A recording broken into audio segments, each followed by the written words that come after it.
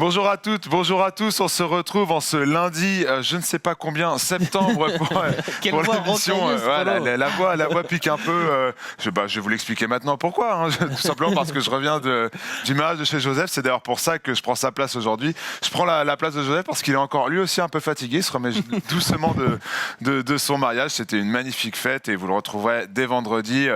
Il reprendra sa place parce que c'est son métier et qu'il le fait bien mieux que moi. Autour de moi, du coup, Robin Vatrin, comme d'habitude. Comment tu vas, mon cher Super bien, Robin? Polo. Moi, j'ai eu un week-end beaucoup plus tranquille. Je vous attendais, j'attendais ton retour. Je suis très content de te revoir revenir entier. Tu as assuré les lives sur Instagram de fort belle manière. T'es community manager. Voilà, exactement. Et donc, oui, vu que Joseph n'est pas là, quelqu'un doit prendre ma place parce que moi, je prends celle de Joseph. Et c'est Jean-Noël Cossil, que vous connaissez bien, écrivain et surtout bel ami de la team En Roue Libre, qu'on est toujours ravi de recevoir avec nous. Comment tu vas, Jean-Noël? Eh ben, tout va bien. Je suis ravi d'être là. Ravi de revenir et ravi de te suppléer, toi qui supplées Joseph. Ouais, voilà, c'est compliqué. C'est un jeu de suppléants aujourd'hui. Les chaises musicales, voilà, exactement. C'est plus facile à dire chaises musicales. Est-ce que tu es prêt, Jean-Noël? Parce qu'on a beaucoup de choses à dire aujourd'hui, enfin beaucoup de choses. On va dire qu'on a des choses à dire et on a essayé de trouver des thèmes assez intéressants. Regardez plutôt le sommaire de l'émission avec un débat centré sur Pogačar. On en a beaucoup parlé vendredi dernier, mais là on va vraiment se demander s'il faut croire en lui. Bah oui, tout simplement. Est-ce que le maillot jaune de ce Tour, qui vient de gagner sa deuxième étape, le maillot blanc, pardon, vient de gagner sa deuxième étape, peut-il remporter le Tour de France? Ce sera ça la réelle question. On fera aussi également un focus sur l'échec Egan Bernal avec sa défaillance hier sur l'étape du Grand Colombier. Tout simplement, je perds la boule et une petite bonif sympa sur le maillot à pois. Qui va le remporter? Est-ce que un Pierre Roland, est-ce qu'un Hans Peters, est-ce que quelqu'un d'autre peut résister au retour des favoris que sont notamment Pogačar et Roglič, qui se sont très bien placés à ce classement? Ce sera la question des bonifs. Et voilà, est-ce que j'ai fait le tour moi? Et évidemment, j'ai oublié la petite minute Sport & Connect de notre ami Johan Bagot, qui nous parlera également de cette défaillance de Bernal. Il avait beaucoup de choses à dire, notre ami Johan. Donc du coup, sans plus tarder, est-ce qu'on rappellerait pas le dispositif là pour cette dernière semaine de Tour de France, histoire qu'on soit complet sur cette présentation? Voilà, maintenant vous connaissez. Émission lundi et vendredi 11h sur Twitch, disponible dans la foulée sur la chaîne YouTube et les Instagram Live tous les jours à 20h. Cette semaine, en invité, on va faire une petite collab. On va recevoir notre ami Florian Chabal de Global Cycling Network, qui a lancé du coup qui ont lancé leur antenne française, qui est sur le Tour de France cette semaine et qui passera nous faire un petit coucou sur l'Instagram Live. Et aussi Gaëtan qui m'a promis qu'il reviendrait nous parler, le journaliste de l'équipe qui est sur le Tour actuellement. Bon, on a fait un bon tour. C'est le moment de partir dans le vif du sujet avec le débat sur Tadej Pogačar. C'est maintenant.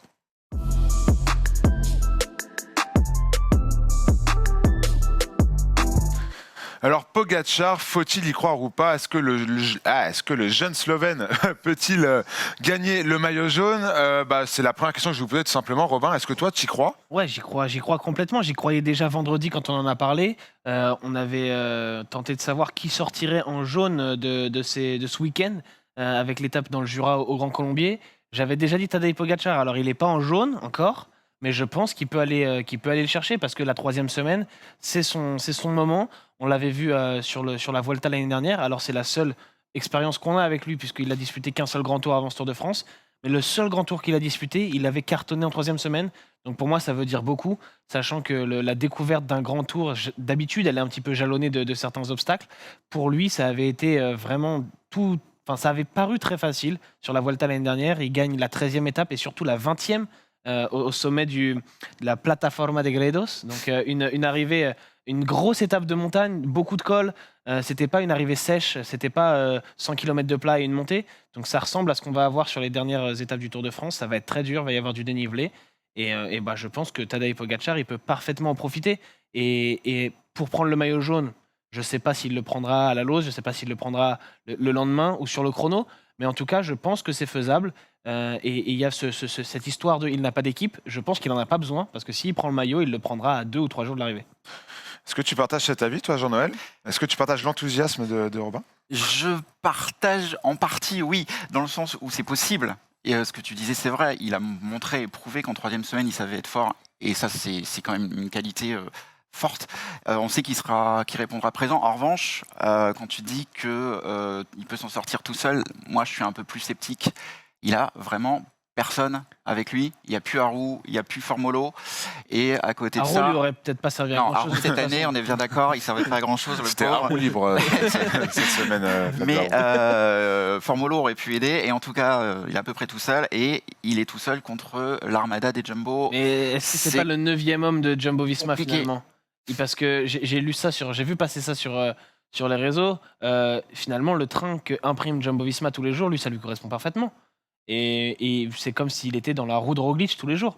Qu'est-ce que ça changerait s'il n'y avait pas les Jumbo Visma? Il partirait peut-être de plus loin, oui, mais est-ce qu'il aurait envie de le faire? Est-ce que lui-même se mettrait dans une situation à partir loin de l'arrivée? J'en suis pas certain. Donc franchement, je pense que ça joue pas contre lui cette histoire. On a la déclaration après l'étape d'hier où il nous dit « Je me sentais prêt pour sprinter, mais ça n'aurait pas marché d'attaquer. Roglic paraissait impossible à lâcher. Si l'occasion se présente, je porterai avec plaisir le maillot jaune et je pense que nous serons capables de le défendre. » Bon, c'est de la belle langue de bois, mais ça amène quand même à ma Il va prochaine pas dire non question. plus qu'il a une équipe de bras cassés. Hein. C'est exact. Et ça amène quand même, surtout quand vous parliez de l'équipe, mais on en parlera plus tard, mais notamment De La Cruz fait, contrairement à ce qu'on aurait pu attendre notamment d'un Fabio Aru, De La Cruz fait quand même un Tour de France assez correct à ses côtés. Enfin bref, ce n'est pas encore la question. De cette déclaration m'amène cette question-là. Est-ce que c'est le plus fort en montagne sur ce Tour de France, Tadej Pogačar? Je pense que la question elle est légitime. Je pense que ça dépend des jours. J'avais l'impression à Marie-Blanc que Primož Roglic était meilleur. J'avais cette impression-là aussi au Puy-Marie. En revanche, au Grand Colombier hier, je pense que Pogačar était meilleur. Et Roglic, pour la première fois peut-être, me paraissait moins aérien que sur ce début de Tour de France. Alors est-ce que c'est les prémices de ce fameux coup de bambou qu'on lui prédit en 3e semaine depuis plus de 15 jours maintenant? On dit il était en forme avant tout le monde, il va le payer en 3e semaine. Peut-être, peut-être pas, peut-être que c'était juste un jour un petit peu moins bien. Ou peut-être qu'il n'aura pas de coup de moins bien, mais que c'est juste Pogačar qui lui est en train de monter en puissance, c'est possible aussi.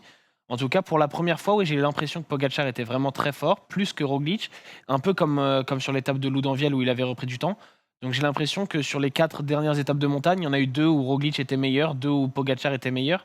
Et finalement, c'est ce qui va faire la différence sur les dernières étapes de montagne. Si Pogačar réussit à reprendre encore un tout petit peu de temps, il aura Roglic à portée de fusil avant le contre-la-montre. Et c'est la grande interrogation aussi.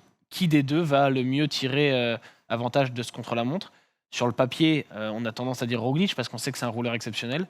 Mais moi, je suis pas certain qu'il s'en tire mieux que Pogačar. Pogačar qui a battu Primož Roglic au championnat national de Slovénie. On le rappelle Exactement. souvent dans cette émission parce que c'est la seule C'est course une du des- mois de juin qu'on a regardé. C'est aussi une des 2 seules références qu'on a Ouais, au niveau c'est ça. contre-la-montre. Ils se sont Avec un affrontés duel 2 fois vraiment en face chrono. à face entre Voilà. les deux. Quoi. Il y avait ce chrono du championnat de Slovénie et il y avait le chrono de la Vuelta l'année dernière qui intervient avant la 2e victoire de Tadej Pogačar, donc c'est-à-dire avant l'explosion de Pogačar en 3e semaine. Et donc Roglic avait gagné, mais Roglic jouait le général de la Vuelta, il était là pour ça. Pogačar Alors était que loin d'être. Pogačar, voilà, il finit était sixième de encore ce en chrono. embuscade. Et alors, il finit très bien ce chrono. En revanche, il n'était pas encore un prétendant au podium de cette Volta. Donc, c'est normal qu'il finisse derrière à ce moment-là. Donc, sur ces 2 affrontements, il y a 1-1. Et le dernier affrontement en date, c'est Pogačar qui gagne.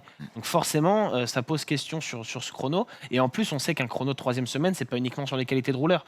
Rappelons-nous le Roglic, contre-la-montre. voilà. Exactement. Roglic, le contre-la-montre de 2018. Exactement, ou même un autre avec 2017 avec Romain Bardet à Marseille, qui n'est pas un moins bon rouleur que Mikel Landa, mais qui prend un tir ce jour-là parce que Bardet est cramé et qui perd quasiment son podium. Voilà, le chrono de la planche des belles filles, il va se jouer aussi beaucoup sur la fraîcheur. Et Pogačar, s'il tient cette forme et s'il est aussi fort en 3e semaine qu'il l'a été sur la Vuelta l'année dernière, il sera meilleur sur le chrono. Oui, c'est pas faux. Je suis d'accord sur le fait que, sur sa valeur intrinsèque, Pogačar a l'air meilleur grimpeur, c'est-à-dire qu'il est capable de décramponner Roglic sur les derniers hectomètres, donc de lui reprendre du temps, ça peut être vachement intéressant. Le col de la Lose a l'air de lui être aussi plus favorable avec les ruptures de rythme, des passages de 2% à 20%, enfin ça a l'air assez monstrueux comme col. Ça me semble plus dans ses capacités de puncher, d'attaquant, pour essayer de décrocher Roglic. Ce qu'il faudra faire, parce que s'il reste à 40 secondes avant la planche des belles filles, je ne vois pas reprendre 40 secondes malgré tout. Il faut qu'il soit plus près, il faut qu'il soit au taquet. En revanche, pour la stratégie de course, s'il est 2e, juste derrière Roglic à la planche des belles filles, pour lui c'est parfait qu'il n'y a pas d'équipe. Il n'a pas à rouler et il prend le maillot jaune la veille de l'arrivée. S'il prend le maillot Jean-Noël sur la 17e étape au col de la Lose, il y a quoi à rouler? La 18e Mm. et après c'est un chrono. Il y a le- Et s'il la prend sur la 18e à La Roche-sur-Foron, il y a une étape de plaine le lendemain et ensuite le chrono. Donc de toute façon, ça va pas être un handicap pour lui, à mon avis, à moins qu'il reprenne le maillot demain à Villard-de-Lans. S'il le Là, prend oui, demain, il peut y avoir problème. voilà, mais Oui. il lui reprendra pas demain, il est en demain, 140 secondes. Parce que moi, c'est probable. j'ai toujours en tête cette dernière étape vers Megève du Dauphiné où un Thibaut Pinot qui n'avait pas l'équipe qu'il devait avoir sur le tour, même si on sait ce qui s'est passé sur ce tour, s'est fait attaquer de partout et La a différence- complètement explosé face à des concurrents qui devaient vraiment lui reprendre du temps. La différence, c'est que Pinot, sur cette étape du Dauphiné, il avait 5 ou 6 coureurs à surveiller parce qu'ils étaient tellement rapprochés au général Vous qu'ils savez ne pas, pouvaient laisser partir personne. c'est pas- Ça, c'est Pogacar, si intéressant. demain il a le maillot, Mm. il se cale dans la roue de Roglic, il le laisse jamais partir et c'est fini. il y avait que 5 ou 6 Ouais. il y avait 5 ou 6 coureurs à surveiller. Là, Et là, il y Pogacar aura- n'en aurait qu'un. Ouais, mais il y en aurait un avec une équipe monstrueuse derrière. Ouais. Mais qu'est-ce qu'ils vont faire? Rouler fort? Ouais, c'est Là, justement, ça, c'est c'est pas faux, intéressant. c'est pas roule faux. fort. Tu me convaincs, t'es en train de me convaincre là. C'est pas Robin. comme T'es en s'ils train de me avaient, convaincre. c'est pas comme s'ils avaient notamment, on en parlait avant le tour, une deuxième carte avec Tom Dumoulin et qu'ils avaient eu, admettons, Roglic et Dumoulin sur le podium, où en te concentrant sur Roglic, tu laisses partir Dumoulin et là, ça devient risqué. Sauf que là, la carte Dumoulin, elle est carbonisée depuis bien longtemps, donc il n'y a plus que Roglic à surveiller. Alors on en est encore loin parce que Pogacar n'est pas du tout en jaune, mais s'il était en jaune, je suis persuadé que ce serait pas si compliqué que ça à gérer. Moi, je trouve intéressant ce que tu prends comme exemple en te basant sur l'étape du Dauphiné, quand Pinot est attaqué de partout. Là, il faut regarder aussi les adversaires. Là, on a Roglic, Pogacar qui sont loin au-dessus des autres. Derrière, donc Pogacar qui est tout seul, il faut un concours de circonstances, je pense, pour faire sauter Roglic et surtout les jumbo, les équipiers très tôt. Et là, il faut regarder les adversaires. Derrière, qui va pouvoir faire péter le verrou, en fait? Qui aura intérêt à le faire? Globalement, on se bat plus pour le maillot jaune, ça c'est Roglic, Pogacar. Derrière, ils sont 5 pour se battre pour le podium. S'il n'y en a aucun des 5 qui tente quoi que ce soit, eux, ils sont entre 1,30 et 2,16. C'est-à-dire qu'ils restent dangereux pour Roglic. Il ne peut pas les laisser partir s'ils attaquent de loin. Donc globalement, ils peuvent faire sauter les équipiers en attaquant, obliger Roglic à sortir du bois et ensuite Pogacar qui peut en profiter. Mais pour moi, Pogacar, sa chance, elle est aussi si les adversaires, les autres, se battent pour le podium. Tout seul, j'ai peur que quand le train de la Jumbo, il roule, il puisse les décrocher Roglic potentiellement, mais dans les derniers 500 mètres. Donc De reprendre toute une façon, poignée on de sait secondes. que ça va se jouer à ça, que ça va être, ça va se jouer à la bonif aussi. Alors on voit que pour l'instant les bonifs, elles tombent plus du côté de Pogacar, que ce soit à la Reims ou au Grand Colombier. Le problème, c'est que quand Roglic fait 2, tu lui reprends que 4 secondes. Oui. Le souci, c'est que je pense que même s'il n'y avait plus d'équipiers, j'imagine mal Pogacar attaquer à 10 km de l'arrivée. Sur le Grand Colombier hier, par exemple, ça serait resté une bagarre du dernier kilomètre. Alors peut-être qu'il y a un peu plus à reprendre. Et alors peut-être qu'au col de la Lose aussi, les équipiers de Primoz Roglic vont sauter un peu plus tôt et qu'il y aura que les leaders dès, je sais pas, à 2 km du pied. Auquel cas, si Pogacar est plus fort, il y a peut-être la possibilité de reprendre une vingtaine de secondes. Ce qui serait pour le coup un énorme rapproché au classement général. Et c'est là qu'on en vient à regretter très fortement cette bordure dans laquelle était prise Pogacar. c'est clair. Ah ça, Oui, Une il 20, il crève perd. au mauvais moment l'avant. et voilà, ça lui coûte 1 minute 20. Il en a repris la moitié le lendemain, et l'autre moitié, c'est l'écart qui reste au classement général aujourd'hui. Donc ça fait très mal. Mais je pense pas que l'équipe Jumbo-Visma puisse complètement contenir les offensives de Tadej Pogacar. On a vu Sepp Kuss qui était très fort hier, mais qui l'était bien moins les jours précédents. Alors est-ce qu'il va faire une troisième? S'il fait une troisième semaine exceptionnelle, il va beaucoup. Il y a un plus Georges Primoz Bennett qui Roglic, monte c'est en sûr. puissance d'ailleurs par rapport Mais à ça. enfin, honnêtement, je pense que Pogacar, il aime bien aussi ces montées au gros tempo comme ça et qu'il n'est pas foncièrement désavantagé par ça. Moi, j'ai l'impression que même s'ils n'ont pas le même physique, au niveau des profils, ça ressemble quand même beaucoup à Primoz Roglic. Et je ne sais pas si tu es d'accord avec ça, Jean-Noël, mais du coup, moi, ça m'amène à une question. On parlait de Roglic, là, justement. Est-ce qu'on n'est pas en train de trop le mettre, ses adversaires ne sont pas en train de trop le mettre sur un piédestal, Primoz Roglic? On a vu son équipe très forte, vraiment très très forte, du Moulin, Bennett, même Gesink, Van Aert, n'en parlons pas, il fait 8 km en tête du col hier, c'est plus de presque la moitié, pardon. Mais est-ce que Roglic, qu'on a vu attaquer à la fin, une petite attaque qui n'a pas lâché grand monde, est-ce que Roglic est aussi fort que ce qu'on le pense? oui, c'est pas sûr. Et oui, parce c'est à que- toi que je voulais la poser la parce que- question. oui, Jean-Noël. pardon, je prends la parole. T'as comme très ça, bien fait, même t'as si, très bien Ne te prive pas. Vas-y. Non, mais oui, Roglic jusqu'à présent, c'est une course par élimination. On l'a assez peu vu à l'attaque vraiment pour aller chercher la gagne. C'était même étonnant dans les Pyrénées. Tu disais, oui, tes mecs, Pourquoi il n'y va tes pas équipiers viennent faire le boulot. Pourquoi est-ce que tu finis pas? Et on a dit peut-être qu'il ne veut pas le maillot jaune ou tout ça, peut-être qu'il ne pouvait pas, tout simplement, et que lui-même était au taquet. Auquel cas, la 3e semaine, elle pourrait être effectivement difficile. Et ensuite, ce mec qui fait peur, mais c'est la Jumbo qui fait peur aussi. C'est que derrière, lui, pour le coup, tout seul, à mon avis, il est attaqué de partout. Parce que c'est aussi poker face, tu dis il bluffe pas, t'en sais trop rien.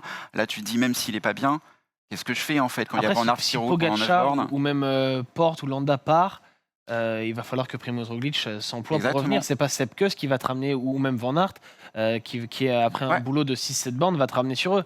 Donc il faudra que Roglic se prenne en main et fasse le job lui-même. Et on en revient à ce débat qu'on avait eu. Pourquoi il ne fait pas la différence? Parce que s'il avait attaqué plus tôt à Orsières-Merlet, à Loudanvielle, à la Reims, et s'il avait fait des écarts, bah aujourd'hui, il serait pas très inquiet. Il aurait un matelas de 1 ou 2 minutes, voire plus. Alors qu'aujourd'hui, il est à 40 secondes et la possibilité que Pogacar revienne et le mette en danger, elle est réelle. Alors que s'il avait une 32 minutes d'avance, on n'en parlerait même pas. Bah, c'est ça, et c'est pour ça, ça en revient à ma question, c'est est-ce que il aurait dû ou est-ce qu'il pouvait tout simplement le faire à ce moment-là? S'il pouvait pas, il est très fort pour Parce bluffer. que moi, Oui, voilà, parce que moi, je pense et qu'il c'est ça, et je pense que son équipe l'aide beaucoup en ça. Alors je sais pas s'il bluffe ou pas, et quand je le vois sur le Puy-Marie, il n'y avait pas une question de bluff, puisque c'était clairement Même le à plus fort. Marie-Blanc, quand ils vont Même prendre à la bonif avec Pogacar, je te dis, il vole Roglic. Mais, Vraiment, il est Mais à l'aise. s'ils veulent, pourquoi avoir tenté une aussi petite attaque hier? Est-ce que ça joue? En soi, c'est pas à lui d'attaquer, c'est pas à lui de faire les écarts. S'il se dit qu'il va prendre du 10 ou 6 secondes de bonif, bah finalement, il se dit qu'à ce jeu-là, il peut aller jusqu'aux Champs-Élysées comme ça. Hier, tu te demandes s'il joue vraiment la victoire d'étape ou pas, en fait. Moi, je n'arrive pas à savoir si hier, il fait le sprint à fond ou pas. Mais il est fascinant pour Si. ça, de ne pas savoir ce qu'il a dans la tête. Je sais pas si hier il se fait dans le battre ventre. parce qu'il est moins fort ou si On a une déclat de Primoz Roglic d'ailleurs qui en parle. Je sais pas si on l'a déjà joué parce que je suis pas très concentré sur le retour. Le pauvre Ben, il doit m'engueuler en régie. Voilà, Tadej Pogacar, c'est vraiment fort, mais je surveille les autres coureurs qui sont aussi très forts. La journée de repos va faire du bien. J'aimerais bien qu'il n'y ait plus de suspense, mais ce n'est pas le cas. C'est loin d'être terminé. Dans cette même déclaration, c'est sa faute. il disait aussi qu'il n'a pas fait de cadeau à Tadej Pogacar et qu'il voulait vraiment ces 10 secondes de bonification et que juste que Tadej, comme il l'a dit sur cette décla, était plus fort. Après, moi, il y a une question. Tu disais que Pogacar avait été fort en 3e semaine. Il a quand même perdu du temps. Je crois que c'était sur l'étape 18 de la Vuelta. Il est jeune, il manque d'expérience. Est-ce qu'on peut s'attendre à une journée à la Bernal, entre guillemets, pour Pogacar sur cette dernière semaine, sachant qu'on attaque une dernière semaine très compliquée? Pour moi, non, parce que le problème Bernal, on va en parler après, c'est physique, il n'y avait pas de jambes. Et je pense que on est sûr de ça? On en parlera tout à l'heure. Je pense que Pogacar n'aura pas ce problème. En revanche, il n'a pas l'expérience de gagner un grand tour, ça tout à fait. L'année dernière sur la Vuelta, il termine 3e, mais en fait en étant 5e au matin de la dernière étape de montagne, et il fait un rapproché en gagnant cette dernière étape. Mais c'est plus celui qui revient de l'arrière et qui se rapproche. Donc ça n'a rien à voir, on est d'accord. Et forcément, il n'a pas l'expérience d'un Egan Bernal qui l'année dernière a gagné très très jeune, mais qui avait autour de lui une équipe Sky hyper habituée à gagner, qui avait un Geraint Thomas qui était juste derrière et qui protégeait en quelque sorte. Donc oui, Pogacar n'est pas une valeur sûre comme pouvait l'être Bernal il y a un an. Après, il a l'air tellement costaud que je serais très surpris qu'il perde du temps bêtement. Ouais. Pour moi, le seul risque, c'est que tactiquement, il ne sache pas comment s'y prendre et qu'il ne réussisse pas à prendre du temps alors qu'il est plus fort que Roglic. Ça, c'est possible. Qu'en étant plus fort, il n'arrive pas à gagner. Oui, et puis il y a aussi le fait qu'il peut rentrer en jeu, de se dire si je veux gagner le tour, il faut que j'attaque d'un peu plus loin que les 300 derniers mètres, évidemment. C'est prendre le risque de se prendre un coup de bambou derrière. Est-ce que quand tu n'as pas Après, si tu attaques à l'expérience... 2 km, au pire, Oui. tu fais reprendre. Mais C'est ça va pas ça que je faire 3 dis que minutes. la Jumbo-Visma fait peur. Est-ce que Oui. si cette équipe-là n'était pas aussi forte, est-ce que Pogacar n'avait pas attaqué 2-3 km plus tôt hier? Parce que là, on le voit, excuse-moi, je t'en Je t'en prie. il le dit clairement, il parle de sprint, il dit j'attendais le sprint parce que je sentais bien le sprint. Mais est-ce que ça, c'est la réflexion d'un coureur qui doit reprendre 40 secondes au maillot jaune à quelques jours de l'arrivée sur les Je te champs? dis, Jean-Noël a raison sur un point, c'est que si tu attaques de plus loin, tu mets en danger la victoire d'étape. Parce que tu peux te faire reprendre, et si tu te fais reprendre, tu vas pas gagner l'étape. Par contre, concernant le classement général, bon, alors tu vas perdre la bonif, mais si tu te fais reprendre et que tu te fais aligner au sprint, tu vas pas perdre 20 secondes. Je pense que pour le classement général de Tadej Pogacar, c'était pas dangereux. En revanche, si tu veux gagner l'étape, oui, tu attends le dernier moment. Sauf que Pogacar, faut qu'il choisisse, est-ce qu'il est là pour gagner des étapes ou est-ce qu'il est là pour essayer de gagner le maillot jaune? Et ce qui est intéressant aussi, c'est de se dire que On peut considérer qu'il est à l'abri au classement général. Derrière, ils sont un tout petit peu loin, et en même temps, ils sont pas si loin que ça. C'est Hein. un bon rouleur que lui.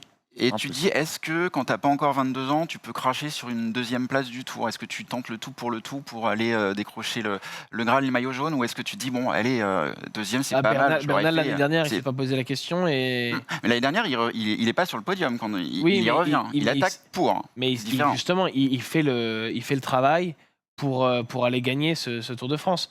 Et il avait fait sa stratégie, il savait que ça se réaliserait. Et voilà, il était parti. Et c'est totalement mérité.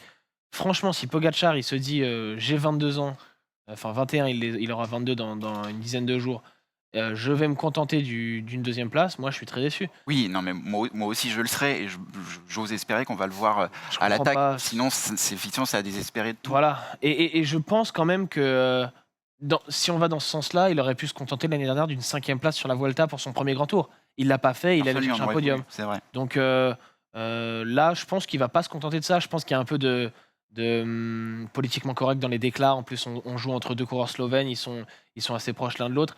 Mais quand ça vient à jouer la victoire sur le Tour de France, on parle pas des frères Schleck. S'il faut s'attaquer, ils s'attaqueront. En revanche, effectivement, il y a ce truc de langue de bois. Si à 21 ans, t'as la langue de bois comme ça, c'est terrible, quoi.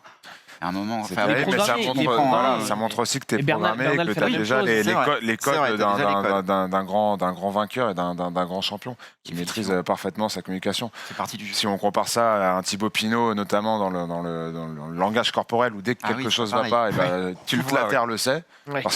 parce que son comportement, même si on sait que physiquement c'est compliqué, son faciès dans le port de Balès, c'était pas cadeau. Et puis même dans ce qu'il dit, même dans les jours avant où il disait, je sais plus sur quelle arrivée, où il dit j'étais pas bien. D'autres favoris ne l'auraient pas dit. C'est ça, exactement.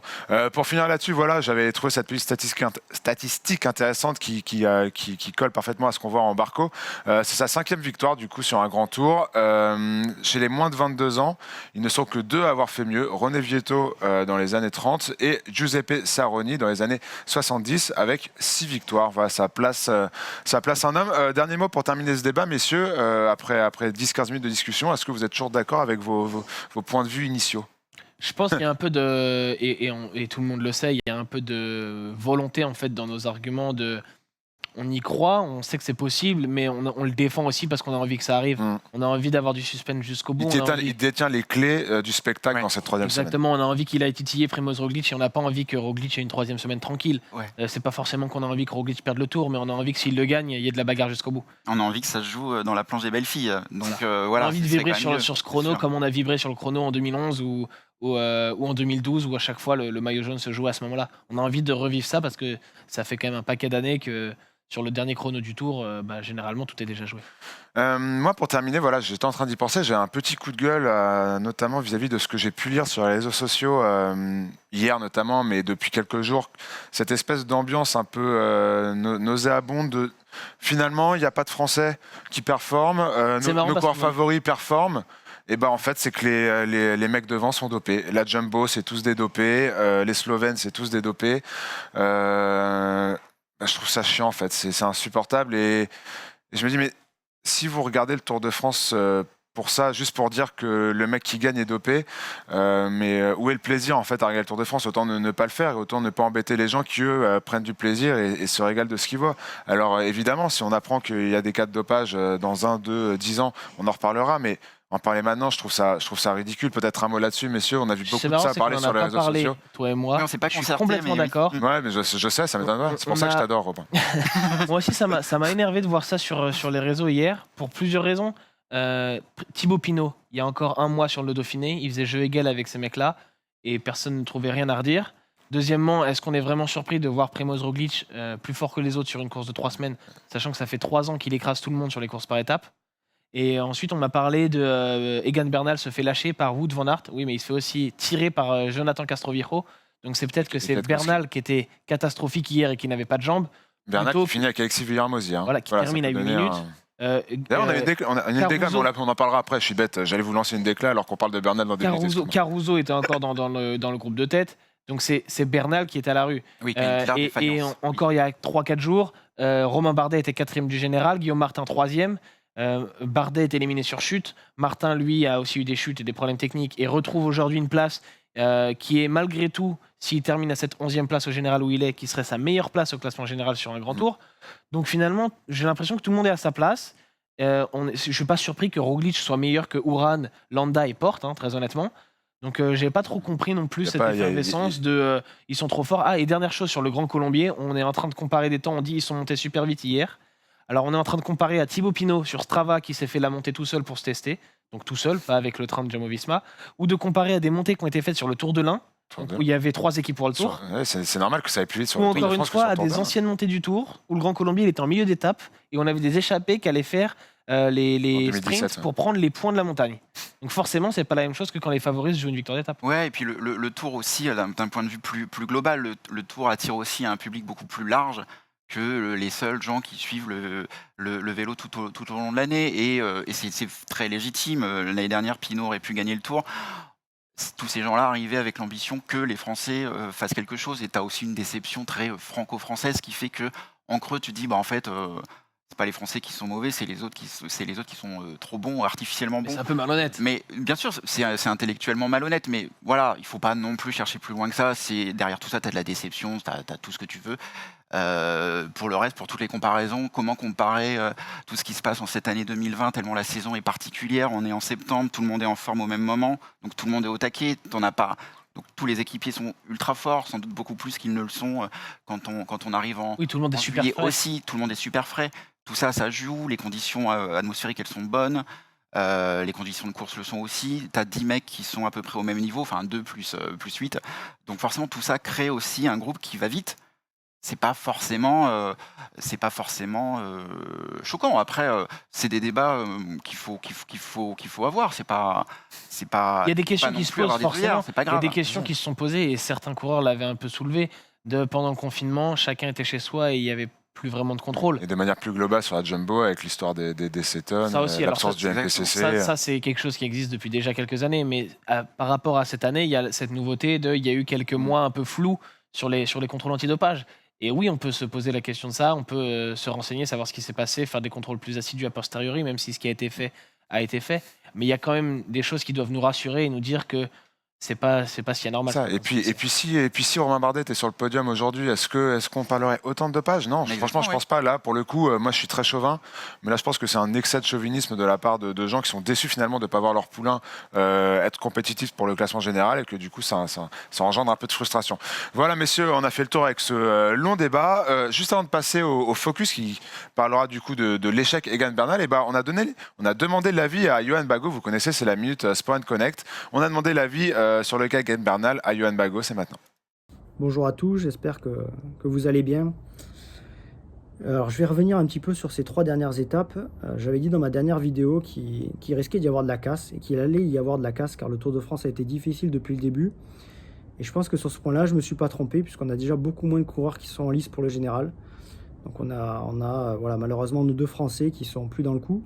Mais on a des coureurs comme Quintana, Bernal qui ce soir ont perdu, je pense, toute illusion de podium. Et encore moins de victoires. Donc on a toujours nos 2 coureurs slovènes, Pogacar et Roglic, qui sont au-dessus du lot. Mais on a beaucoup de candidats qui ont été éliminés. Donc je voulais revenir un petit peu plus en détail sur la défaillance de Bernal. Alors c'est un coureur que j'ai toujours suivi. J'ai été avec lui sur sa première course en Europe. On avait fini roue dans roue. Et du coup j'avais suivi un petit peu ce coureur parce qu'il avait même pas 18 ans à l'époque. Et j'ai toujours un petit peu suivi ses résultats, sa progression. Et j'étais pas surpris l'année dernière quand il a gagné le Tour parce que c'est un coureur tout simplement exceptionnel. Et du coup, l'année dernière, voilà, il a explosé, il a gagné le Tour. Tout le monde a découvert ce coureur. Et cette année, voilà, il passe au travers. Donc il passe au travers. Alors voilà, j'avais quand même suivi, je le suis régulièrement, et j'avais vu qu'il avait fait des semaines de plus de 30 heures sur Strava pendant les 3 derniers mois. Je trouvais que c'était vraiment, je trouvais que ça faisait beaucoup. Il avait fait très peu de jours de repos, des sorties de 250 bornes. Alors je me suis dit, soit il écrase tout et gagne le tour, ou alors il risque d'être peut-être un peu émoussé. Alors je me trompe peut-être, mais je pense qu'il en a peut-être un petit peu trop fait, en n'ayant pas forcément une base de course aussi solide que les autres années, et qu'il est peut-être un peu émoussé. Alors sur le Tour de la Route Occitanie, il a gagné. Ensuite sur le Tour de l'Ain, il était en dedans. Et il était de moins en moins bien, puisqu'au Dauphiné, derrière, il a été même obligé d'abandonner. Alors, je ne sais pas quelle est la raison exacte, on avait avancé des problèmes de dos. C'est peut-être qu'il était fatigué et depuis le départ, je trouve qu'il n'est pas à son niveau. C'est un coureur qui attaque quand même souvent en montagne et là, il n'a pas réussi à mettre une seule attaque. Donc voilà, je pense qu'il est peut-être un peu émoussé, mais ça reste mon avis. En tout cas, c'est un coureur, un coureur exceptionnel et je pense que cette défaite le fera peut-être cogiter, mûrir et je pense qu'il reviendra et qu'il regagnera le Tour de France parce que c'est un vrai champion. Merci à tous. Voilà, c'était la minute Johan Bagot que vous avez maintenant l'habitude de retrouver chaque semaine sur nos émissions en roue libre. Nous, on passe maintenant au cas Egan Bernal.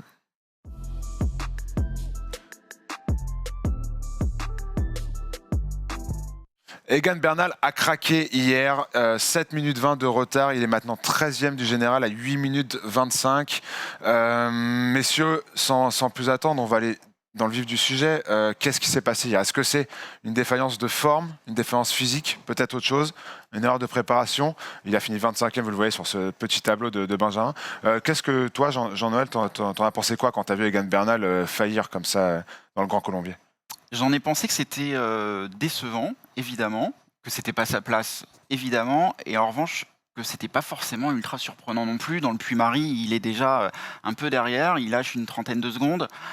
On voyait que c'était un peu compliqué. Après, c'est clairement pas sa place de perdre 7 minutes 20, évidemment pas. Donc c'est une défaillance physique et à ça doit se greffer une défaillance psychologique. Derrière, une fois que tu sens que le tour t'échappe quand tu es le tenant du titre et que tu es là pour gagner, je pense que il y a la tête et les jambes, il n'y a plus grand chose qui marche et tu perds 7 minutes. Ça va être intéressant de voir s'il arrive à se remobiliser ou pas. C'est la première fois qu'il a une telle galère dans sa carrière.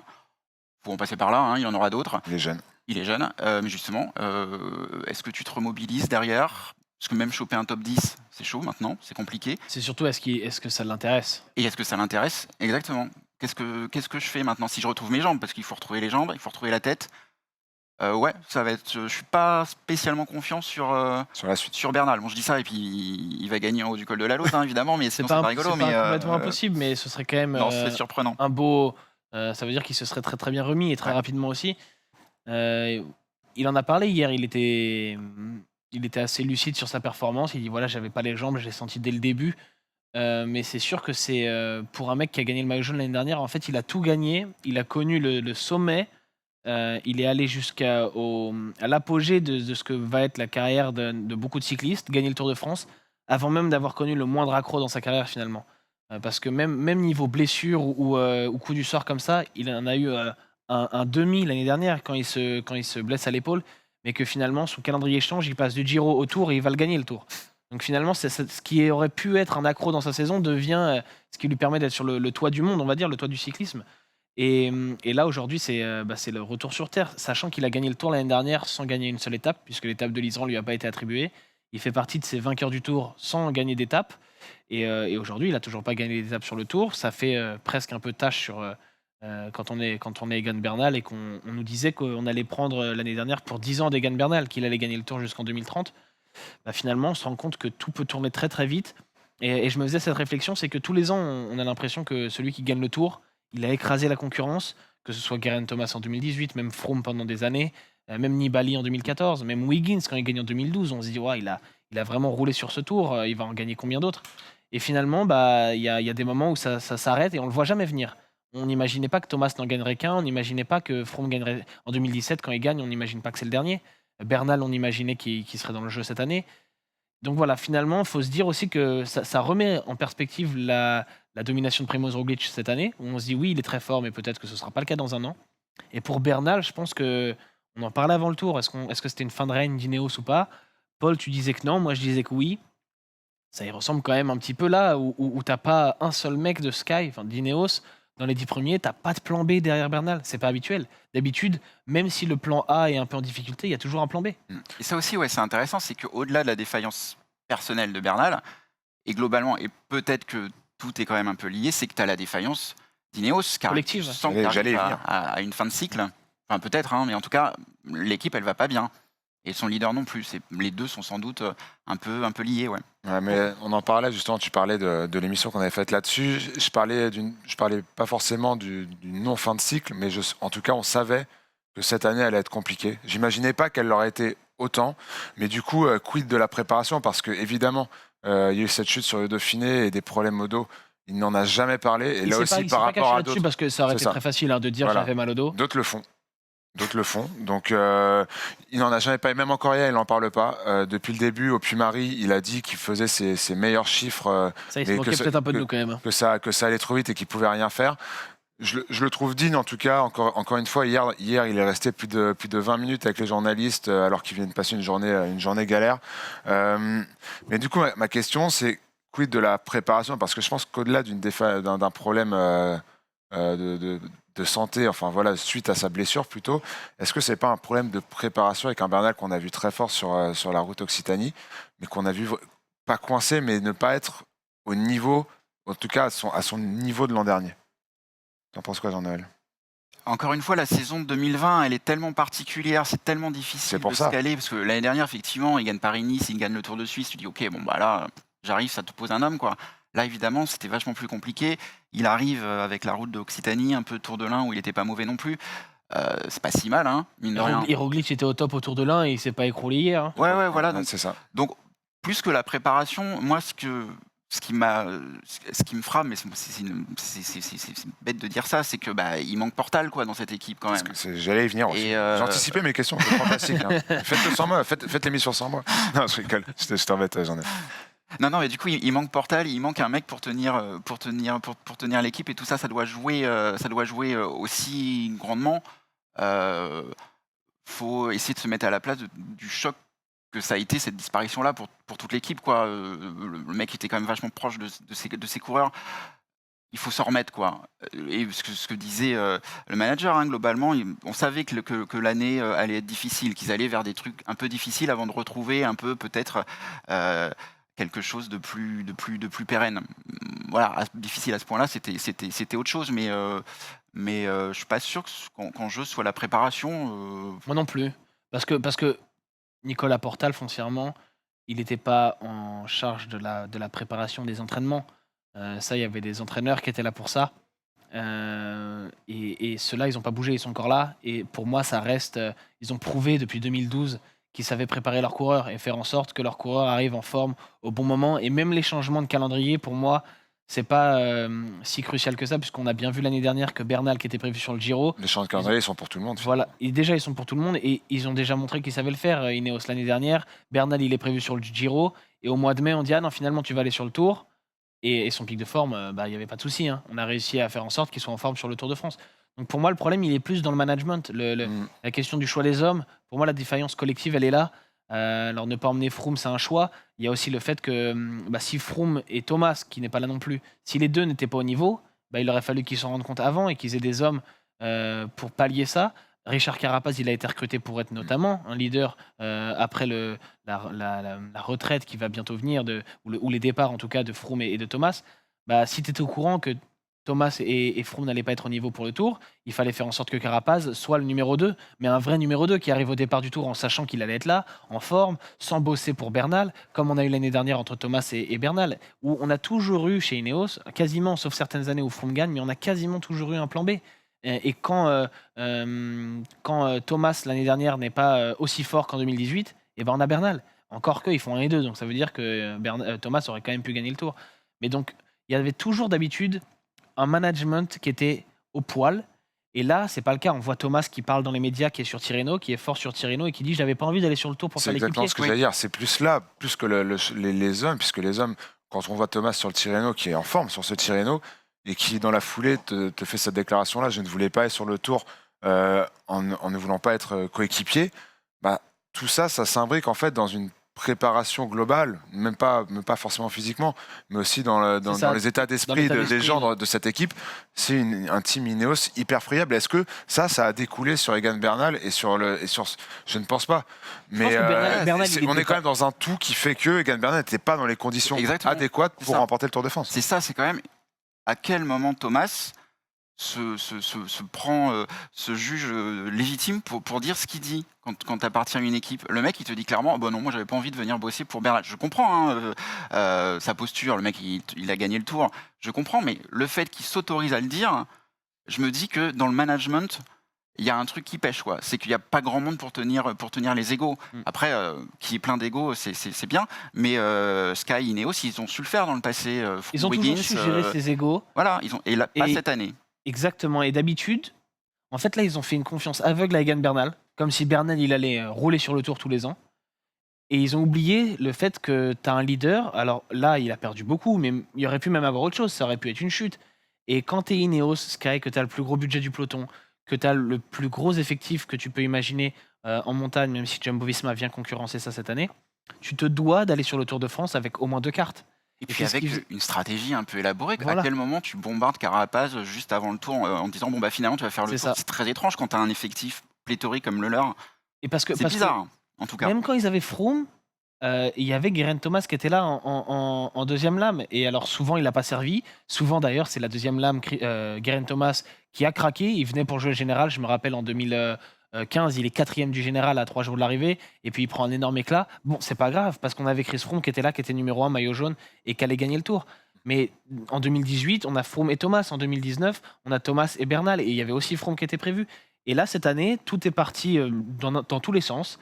Et je pense que oui, l'absence de Nicolas Portal est liée pour beaucoup. Parce que Thomas, il n'aurait pas mis de côté le Tour de France s'il y avait Nicolas Portal. Et même Nicolas Portal aurait justement été capable de lui expliquer pourquoi il fallait qu'il y aille Ce que j'allais dire. et pourquoi ils n'allaient pas choisir un leader avant le Tour. Pourquoi ils font toutes ces années, pourquoi Sky est allé sur le Tour en disant la route va décider qui est leader? Parce que c'est la seule manière d'envoyer 2 mecs super forts, deux potentiels vainqueurs du Tour, de les envoyer ensemble sur la même course et de faire en sorte qu'à un moment, il y en ait un qui bosse pour l'autre. Parce que la route aura décidé. Si tu envoies Thomas en lui disant tu vas faire l'équipier pour Bernal, évidemment qu'il ne veut pas y aller. Si tu envoies Thomas en lui disant tu vas sur le Tour et on verra là-bas, qu'est-ce qui se serait passé? Bernal aurait craqué et peut-être que là Thomas serait Ouais. dans la bagarre. Et à l'inverse, quand on voit Bernal tout seul à charge pour lui de supporter le poids de la course, bah, s'il est un peu moins bien, tu peux comprendre que c'est difficile pour lui parce qu'il y a des Exactement. enjeux financiers et sportifs qui sont colossaux aussi. Et peut-être qu'effectivement, s'il y avait eu un plan B, bah, le poids de la course et de sa défaillance, sa méforme, il l'aurait peut-être eu moins fort. Après, il y a des choses qui n'étaient, je pense, aussi pas sauvables pour Egan Bernal.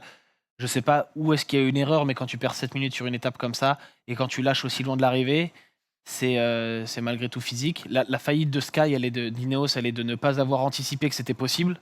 Après, il y a la faillite de Bernal et notamment le bon coup aussi de Jumbo-Visma. Alors, à voir si c'était volontaire ou pas. On a les images du moment où en fait Van Aert se met à rouler. Je vous en avais parlé il y a quelques jours dans une autre émission des analyses tactiques de David Jiménez sur Twitter que je vous conseille vivement. Donc voilà, il explique en fait que hier sur le Grand Colombier, Jumbo-Visma a mis à rouler Wout van Aert, donc sur l'image du bas, au moment exactement même, donc l'homme le plus fort, on va dire Wout van Aert, pardon, celui qui a été capable d'imprimer le plus gros train à ce moment-là. Ils l'ont mis à rouler au moment où Egan Bernal avait été en difficulté sur le Tour de l'Ain, il y a de ça un mois. En fait, on voit sur la partie haute les 2 images du haut. Egan Bernal qui est un peu en difficulté, qui parle à la radio, donc ça c'est sur le Tour de l'Ain, et qui s'écarte dans ce virage, qui perd des positions. Et donc c'est à ce moment-là que Jumbo-Visma a mis Van Aert à rouler hier dans le Grand Colombier. Et comme par hasard, c'est là aussi que Egan Bernal a craqué et s'est laissé distancer. Je sais plus ce que je voulais dire. Non, si, je rigole. On va s'intéresser maintenant du coup à la suite pour Ineos. C'est la première fois, et même en 2014, la situation était différente. Mais c'est la première fois depuis que cette équipe existe et depuis la 2012, période Bradley Wiggins. Wiggins et Froome. Oui, parce que 2010 et 2011, c'était un peu spécial. Mais depuis cette époque Wiggins-Froome, on n'a jamais eu affaire à une équipe Sky Ineos Battu. battue à plat de couture, à la pédale, et avec une semaine restante, avec des très belles étapes. On parlait du col de la Lose, c'est là où on attend Bernal depuis plus d'1 mois. Quid de cette fin de Tour de France, avec un Bernal qui quand même, mis à part cette défaillance, a quand même montré des choses intéressantes sur ce Tour. Qu'est-ce que vous attendez de ce team Ineos pour la fin de Tour, tout simplement, Jean-Noël? Faut qu'ils changent de stratégie. C'est jamais simple parce que ça fait des années qu'ils ont l'habitude d'appliquer quelque chose et ça fonctionne. Là, il faut intellectuellement tout remettre à plat. C'est pas facile. Bernal, après, on a quand même assez rarement vu un mec qui a une grosse défaillance et qui après revient dans le jeu. Derrière, ça s'est vu. Hein, mais Pour le général, tu veux dire? Non, mais même pour une étape, même pour jouer, pour être de nouveau devant, quoi.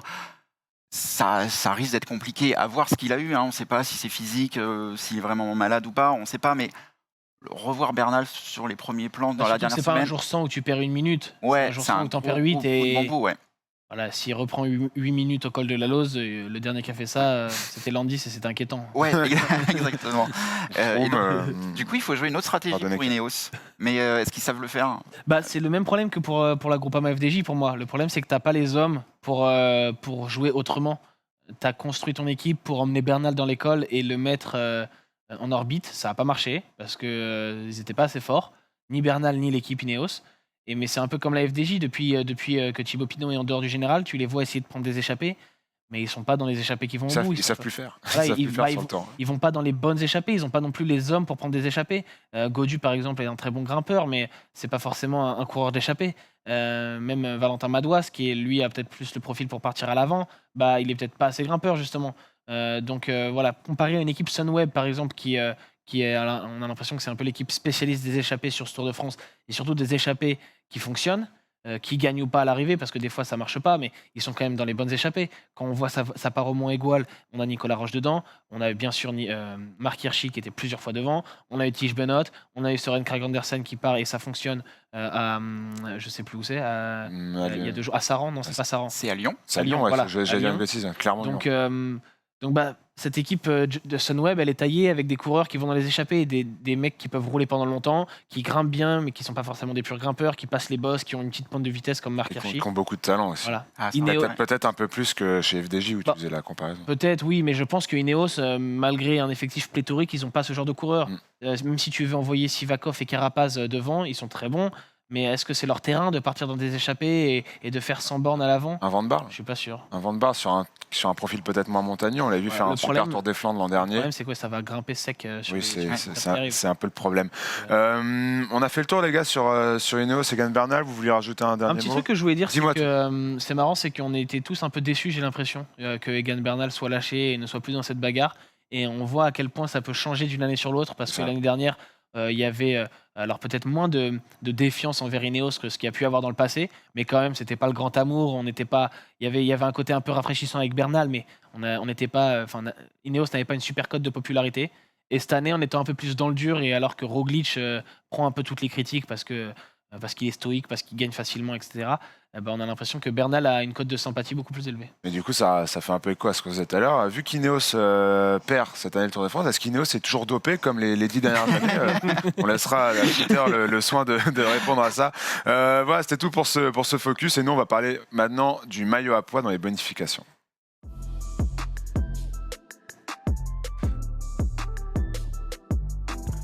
Bon, messieurs, ma question, elle va être simple. On a déjà fait 2 semaines de course. Benoît Cosnefroy est toujours leader avec 36 points d'avance. Un gros péto hier. Ouais, oui, voilà, c'est plutôt drôle hein, quand on parle du classement du meilleur grimpeur, entre guillemets. On le voit, mais par contre, ce qui est inquiétant pour lui et aussi pour les autres qui visent ce maillot, c'est que derrière, il y a Pogacar et Roglic. Alors, messieurs, ma question, est-ce que ce maillot peut échapper à un leader cette année? Ça va être dur. Ça va être très dur. Il va falloir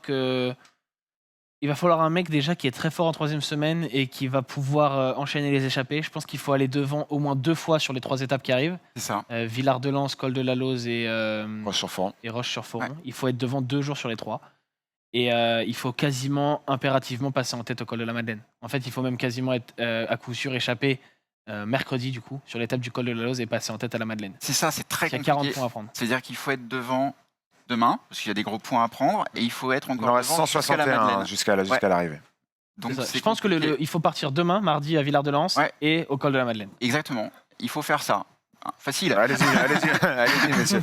Mais alors du coup, Jean-Noël, admettons que ça se passe comme ça et que les favoris finalement ne prennent pas ce maillot, bah, qui tu vois? Est-ce qu'un Roland, est-ce qu'un Peters, un Marc Hirschi aussi qu'on a Marc vu Hirschi. très en forme? Moi, mon favori, pour moi, ce serait plutôt Marc Hirschi, parce qu'on l'a vu super en forme.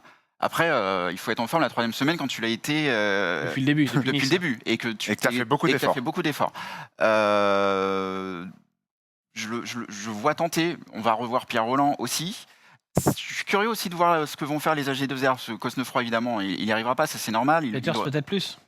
En tout cas, eux, ils ont quelque chose à faire, potentiellement. Surtout que Peters a déjà 31 points. Ouais, ils sont pas loin Il est derrière. déjà placé. Il n'a pas mis un coup de Cosnefroy, pédale depuis une semaine, même si c'est Voilà. facile à dire quand on est assis Oui. ici. Mais c'est Voilà, vrai que Cosnefroy, il s'est franchement super bien battu et c'est pas contre lui parce que lui, il a fait le taf. Hein. Ah bah oui, Mais clairement. c'est un peu. On se dit. Peut-être que c'est le nouveau barème parce que l'année dernière, déjà, le maillot à pois se joue sur quasiment une étape avec Romain Bardet qui le prend et qui termine maillot à pois avec 86 points. Et quand on regarde les totaux de points, bah, c'est très peu par rapport à ce qui se faisait les années précédentes. Même juste avant, Barguil et Alaphilippe, les 2 années d'avant, ont dû aller en échapper plusieurs fois quoi, pour prendre des points. Là, Cosnefroy, il se retrouve en tête du classement de la montagne en ayant fait 4 échappées, mais sur des étapes pas forcément ultra montagneuses. Là où il prend le plus de points, c'est au sommet du col de la Colmiane, sur la 2e étape. Et ça, c'était voilà, le 2e jour de course. On en est à l'étape. Enfin, on a fait 15 étapes désormais. Donc, bah lui, il s'accroche à son maillot, c'est normal. Hein. Déjà, ça lui donne de la visibilité. C'est toujours sympa d'avoir un maillot distinctif. En plus, le maillot à pois, ça donne de la popularité sur le Tour de France. Je serai à sa place, je ferai la même chose. Mais il y a très peu de color catégories, donc très peu de gros points à prendre et très peu de points doublés. Voilà, ils seront doublés seulement à la Madeleine et au col de la Lose. Donc c'est sûr qu'en fait, ça va se jouer sur les derniers moments.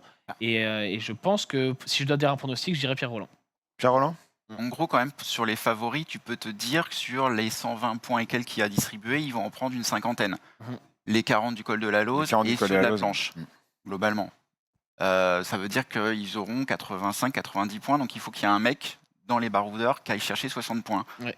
J'y crois, moi, parce que je me dis que les favoris, c'est pas leur combat, donc mécaniquement, Clairement, ils ils vont vont pas se avoir battre leurs pour ça. 90 points, mais il faut un mec qui Il faut soit qu'un gars 2 prenne fois tous les sur points, en 3. fait, c'est ça. Et ouais, Et c'est et c'est compliqué. compliqué. Et du coup, moi, ça m'amène à une question rapide, et vous allez me dire ce que vous pensez là-dessus. C'est est-ce que c'est pas dommage de voir des coureurs comme Roglic et Pogacar qui ne sont pas là pour le maillot à pois, finalement à 2 doigts d'aller sur les Champs-Élysées avec ce maillot, quoi. C'est déjà arrivé, hein. C'est déjà, non, Quintana l'a c'est eu, déjà arrivé, Froome mais l'a est-ce eu. que Ouais. à chaque fois, il n'y a pas une petite frustration Bah, d'un côté, si Pogacar ou Roglic là, j'irais surtout Pogacar, on pourra dire que le meilleur grimpeur a le maillot à pois. le meilleur grimpeur et le maillot à C'est ça. Est-ce que ça vaut pas mieux que de voir un très bon baroudeur qui finit 40e au général, qui est très vaillant et qui va pas le voler son maillot à pois. Mais après, c'est vrai. Est-ce que le maillot à pois est égal au titre de meilleur grimpeur? Non, Évidemment ça l'est pas. pas, on le sait. On le sait. Mais que de temps en temps, ça échoue. Disons, je tente des trucs. Moi, je suis pas sûr. Au vraiment meilleur grimpeur qui joue la gagne. Alors, C'est pas choquant, mais effectivement, il s'en moque un peu du maillot à pois Roglic ça. Pogacar. C'est ça. J'ai pas étudié parfaitement le barème et les changements qu'il y a eu sur les dernières années, mais par exemple en 2017, quand t'as Barguil qui gagne le maillot à pois, en gagnant 2 étapes, en gagnant notamment à l'Izoard, en passant en tête au sommet de pas mal de cols hors catégorie, bah ça fait pas tâche. C'est un maillot à pois quand même qui est un grimpeur, qui allait le chercher, oui, dans des échappées, mais qui a rien volé. Et même à l'Izoard, il attaque l'Izoard avec les favoris. avec les favoris, Donc, ouais, c'est ce que j'allais dire. franchement, ça vaut quand même. C'est un maillot à pois qui a de la valeur pour moi, comme les maillots à pois de Virenque, qu'il allait chercher, surtout certains, surtout les derniers, oui, dans des échappées. Mais voilà, on sait que Richard Virenque est un grimpeur. Et c'est pour ça aussi que Romain Bardet, l'année dernière, j'étais content qu'il ait le maillot à pois, même s'il le prend sur une seule étape quasiment. Bah voilà, c'est quand même un grimpeur maillot à pois. C'est sûr que Cosnefroy, bah, il est super fort, on en a déjà parlé dans cette émission, pour les classiques, pour les courses d'un jour. C'est un super coureur, mais c'est pas un grimpeur, quoi. Donc c'est vrai que ça ferait bizarre s'il terminait maillot à pois. Ah oui, mais ça, moi, je pense que et lui et nous et ses adversaires savent que ça Ça ne n'arrivera va pas pas. se passer comme ça. Il a déjà eu chaud, déjà eu chaud hier. Mais je À pense mon que avis, dès demain, c'est sûr, fini. mais je pense que c'est une question de barème. Et si on travaille peut-être mieux ce barème. Alors après, je ne sais pas quelle est l'envie des organisateurs. Est-ce qu'ils ont envie que les favoris prennent le maillot à pois Ça, pour moi, justement pouvoir dire que c'est le meilleur grimpeur, moi, je ou pense- est-ce que non? Je pense que le barème est bien et je pense que c'est compliqué de trouver une formule parfaite.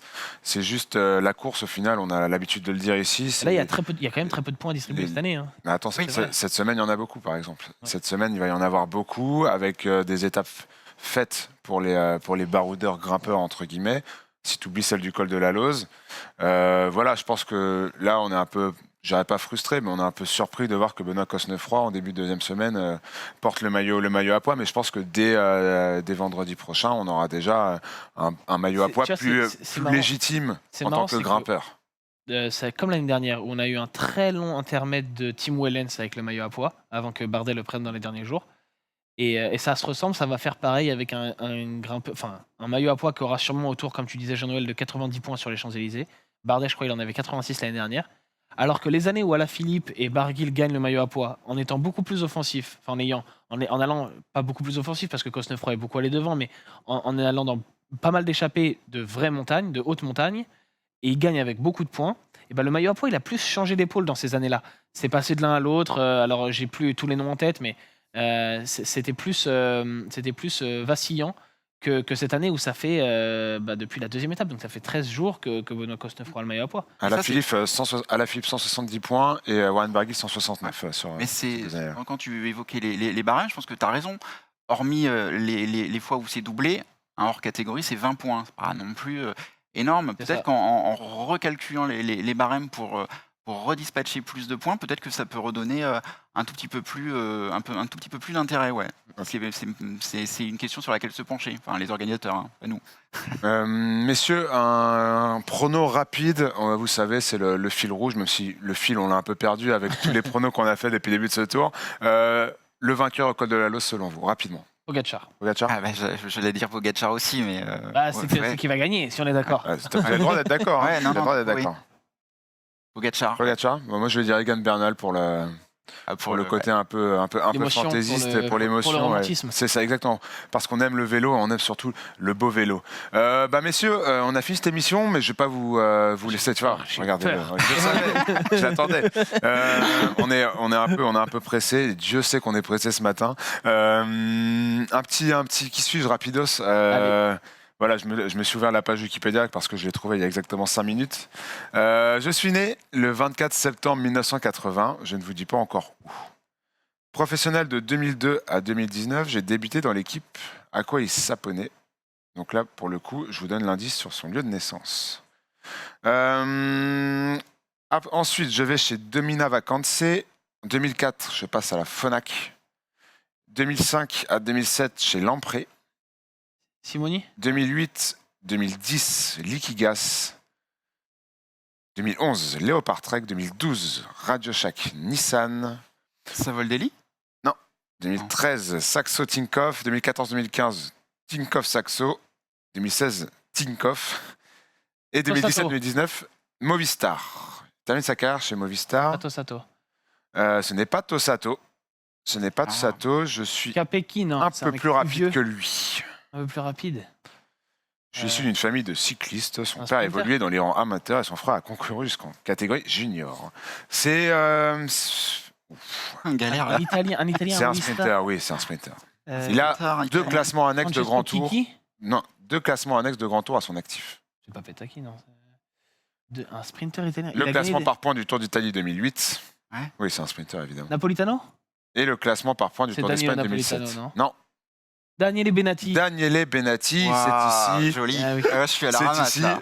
C'est ici, c'est pour Robin. Ouais, si j'avais été un peu fair play, je serais un peu plus remonté dans les C'est années ça, pour exactement, toi, ouais. Jean-Noël. Mais promis, la prochaine fois, j'en trouverai un bien compliqué. Voilà, c'est tout. Vainqueur Pour sur les champs en 2006 Ça remonte, hein. ou 2007 ou 2008. J'avais les trois. carrément oublié qu'il avait pris des maillots par points Ouais. sur les 2 autres grands tours. Merci beaucoup les gars, c'était une émission pas simple, j'avoue que je suis très fatigué, mais Je t'en ai j'ai sorti, tenté de Polo. tenir le bateau autant que je pouvais. Merci Jean-Noël d'avoir Avec remplacé Joseph au pied levé, Joseph qu'on salue, qu'on retrouvera vendredi. J'espère qu'il nous regarde. Qui nous regarde, à mon avis, ça y a aucun doute là-dessus, et qui aura un bon sourire aux lèvres, à mon avis. Merci les gars d'avoir été là ce matin. Merci Merci à à toi, vous Polo. de nous suivre et de toujours être plus à nous suivre. Votre soutien est fantastique sur nos réseaux sociaux. C'est l'effervescence en ce moment. Donc merci beaucoup. Et puis nous, on se retrouve vendredi matin pour la prochaine émission spéciale Tour de France de roue libre. À bientôt les gars. Ciao. Salut.